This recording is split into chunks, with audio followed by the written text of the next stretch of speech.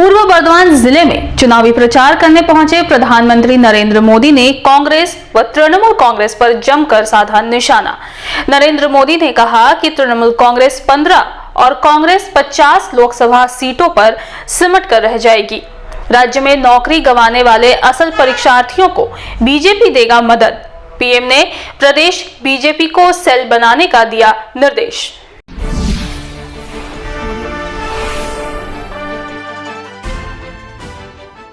पश्चिम बंगाल के बर्धमान दुर्गापुर में एक जनसभा को संबोधित करते हुए प्रधानमंत्री नरेंद्र मोदी ने कांग्रेस पर निशाना साधा है। गुरुवार को बर्धमान के साई मैदान में आयोजित रैली में पीएम मोदी ने कहा कि मोदी जिंदा है तो मैं इन्हें लूटने नहीं दूंगा। उन्होंने कहा कि अब न ओपिनियन पोल की जरूरत है और न ही एग्जिट पोल की। कांग्रेस देश में 50 सीटें भी जीत नहीं पाएगी और तृणमूल कांग्रेस भी 15 सीटों पर नहीं जीत सकेगी। मैंने पहले ही संसद में कहा था कि इनकी सबसे बड़ी नेता चुनाव नहीं लड़ेंगी और वो भागकर राजस्थान से राज्यसभा जाएंगी। कोलकाता उच्च न्यायालय ने एसएससी के तहत 25,753 नौकरियों को रद्द करने का आदेश दिया था। इसके बाद राज्य सरकार हाई कोर्ट के आदेश को चुनौती देते हुए सुप्रीम कोर्ट गई। अभी तक उस आदेश पर राज्य सरकार को स्टे नहीं मिला है।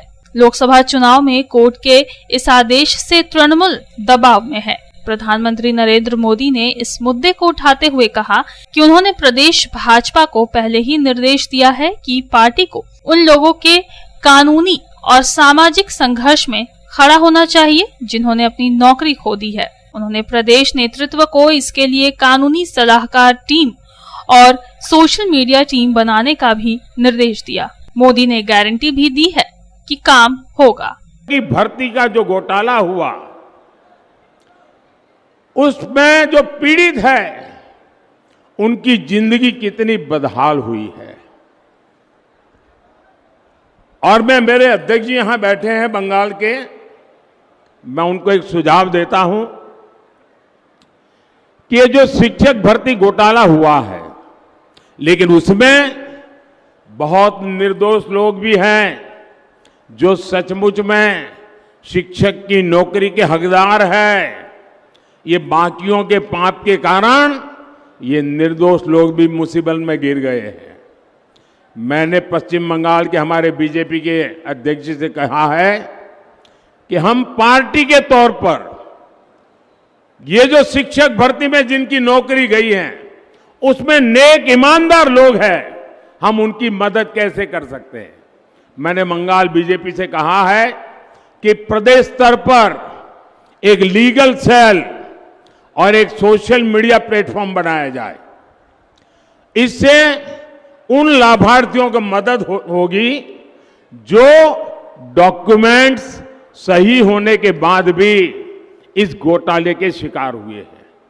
बीजेपी ऐसे अभ्यर्थियों को कानूनी सहायता भी देगी और उन्हें न्याय दिलाने के लिए पूरी ताकत से काम करेगी।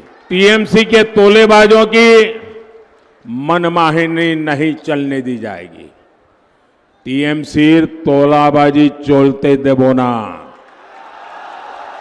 एटा मोदीर गारंटी। हर लूट की, हर घोटाले की जांच होगी, जरूर होगी। रामबाबू यादव की रिपोर्ट, पब्लिक टाइम्स।